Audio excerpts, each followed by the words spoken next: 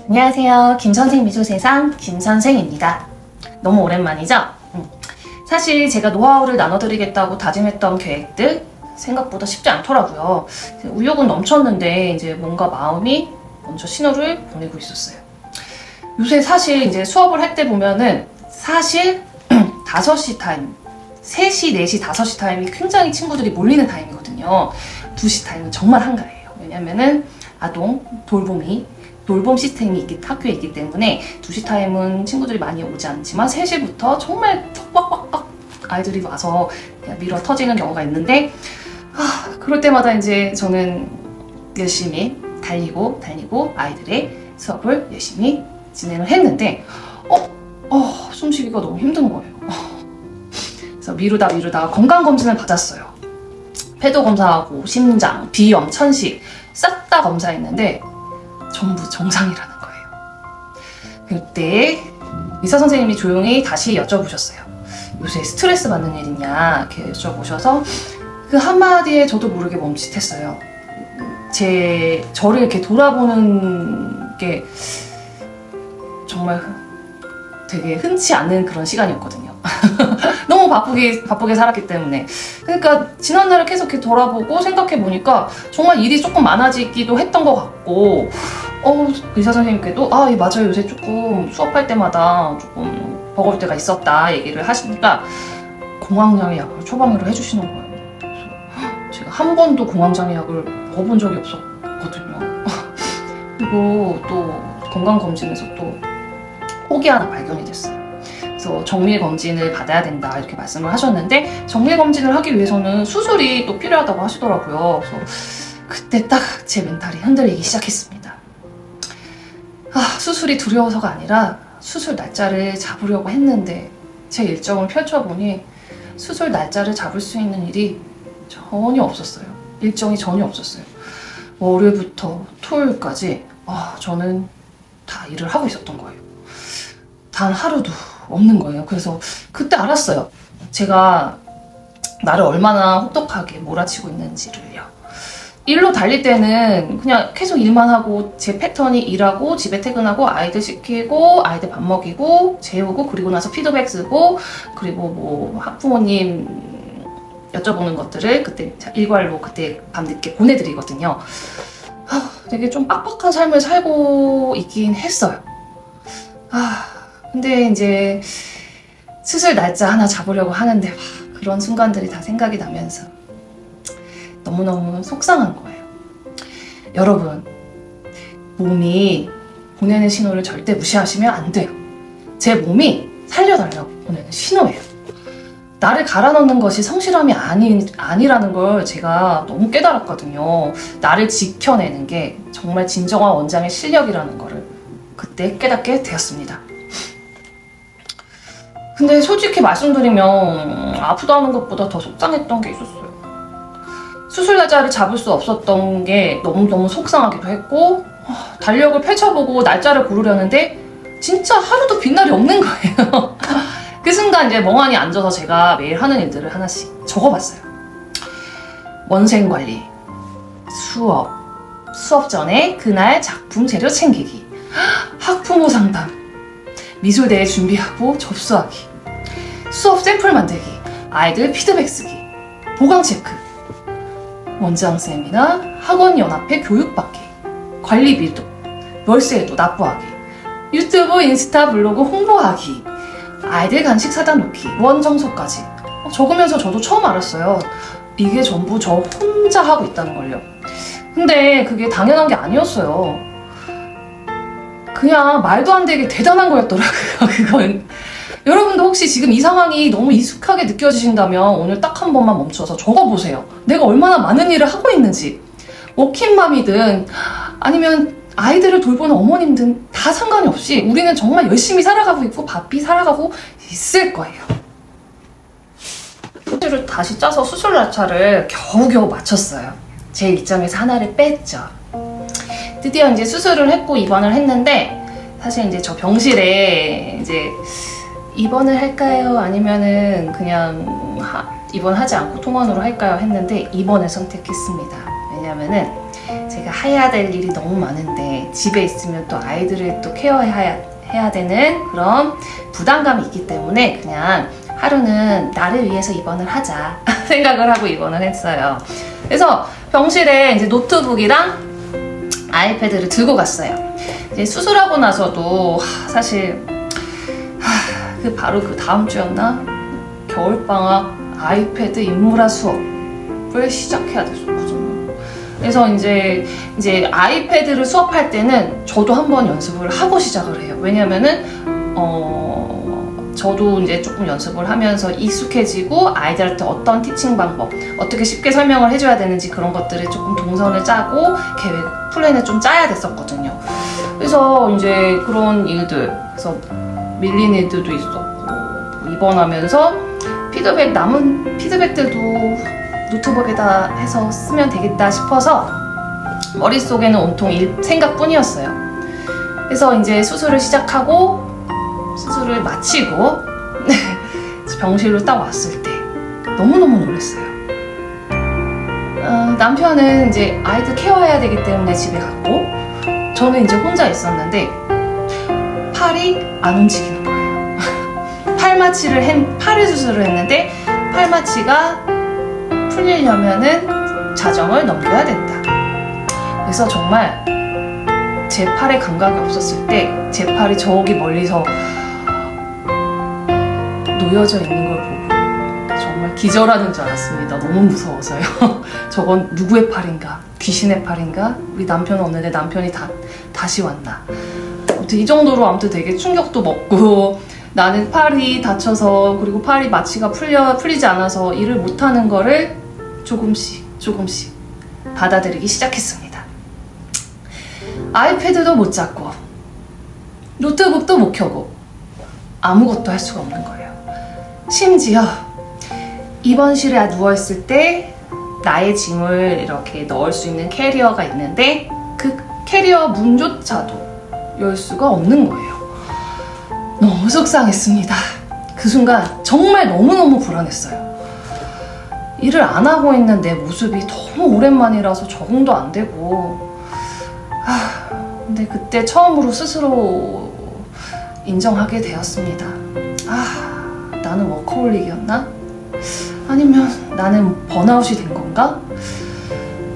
그래서 이제 여러 가지 생각을 하면서 꼼짝없이 누워있게 되었습니다. TV도 보고 멍도 때리고 아무 생각 없이 쉬었어요. 쉴 수밖에 없는 상황을 만들어진 거죠. 근데 신기한 일이 생겼어요. 이제 아무것도 안 하고 멍하니 있는데 오히려 새로운 생각들이 하나씩 떠오르기 시작하는 거예요. 억지로 이제 일을 하고 막 빡빡하게 내 하루 일상을 달리는데 절대 보이지 않았던 것들이 쉬면서 내려놓는 순간에 보이기 시작하는 거예요. 그래서 쉰다는 게 멈추는 게 아니더라고요. 오히려 다시 나아갈 힘을 충전하는 시간이 되었던 거죠. 그때 생각하면 또 울컥합니다. 너무 속상했거든요. 정말.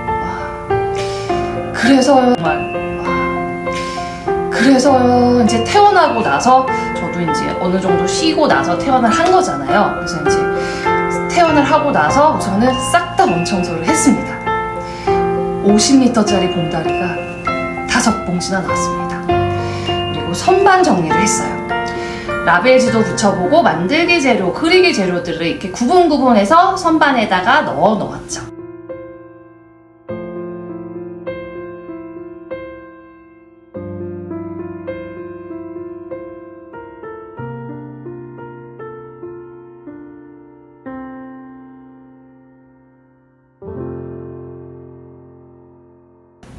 그리고 하나씩 제 일을 조금 줄여가면서도 예전보다 좀 더 업그레이드 되고 서로 도움이 될 수 있는 시스템이 없을까?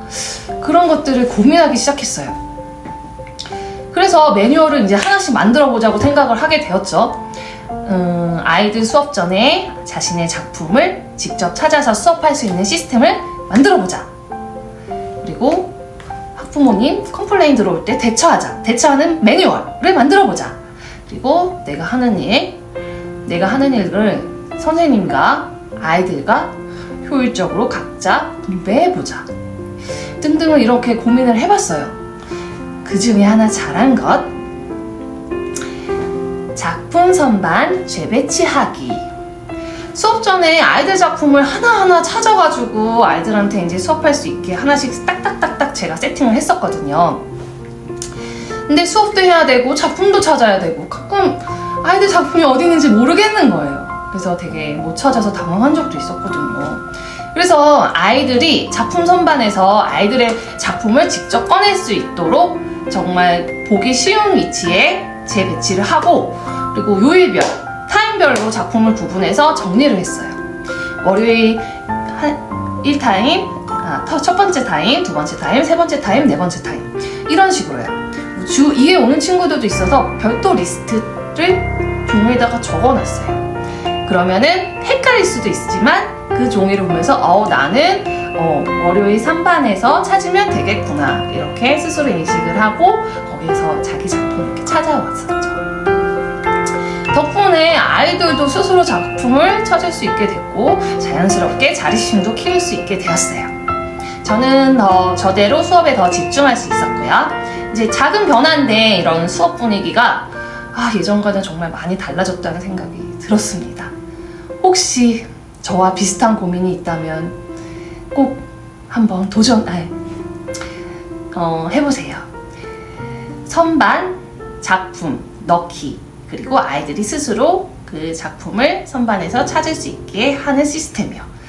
솔직히 말씀드리면 이미 하고 계신 원장님들 많을 거라고 저도 생각합니다. 제가 너무 뒤늦게 깨달은 것 같아요.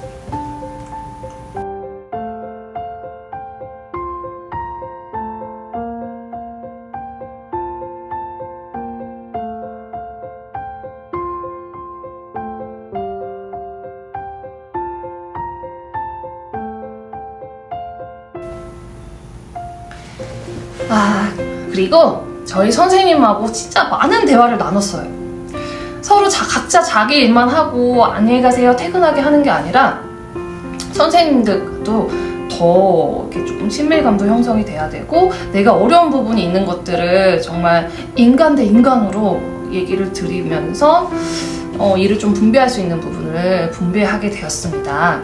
수업 샘플 만들 때도 한 번은 내가, 한 번은 선생님이 할 수 있게 이렇게 협의 진행하고, 아이들 간식 사놓기, 원 청소하기, 이렇게 함께 할 수 있는 이들은 되도록 같이 함께 하기로 했습니다.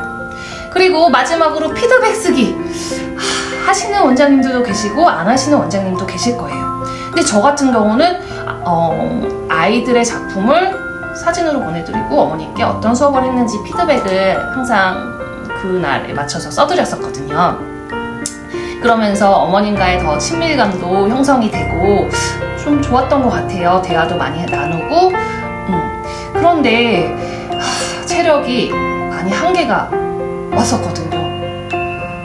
밤 늦게 보내는 것도 너무 피곤하고 매번 수업을 했던 거를 사진을 막 갖다 찍어가지고 한 장씩, 두 장씩, 세 장씩 이렇게 보내드리고 너무 피곤했어요. 그래서 학부모님께 제 사정을 상세하게 알려드리고 피드백을 한 달에 한 번씩 일괄적으로 보내는 거, 그리고 간단히 적어 보내기로 요청을 했습니다. 그래서 공지를 보내드렸어요. 피드백 쓰고 사진 찍는 시간을 절약해서 수업에 더 몰입할 수 있도록 협조 요청을 드렸더니 어머님들께서 다 이해를 해주시고 오히려 더 격려까지 해주셨답니다. 다 내려놓은 것이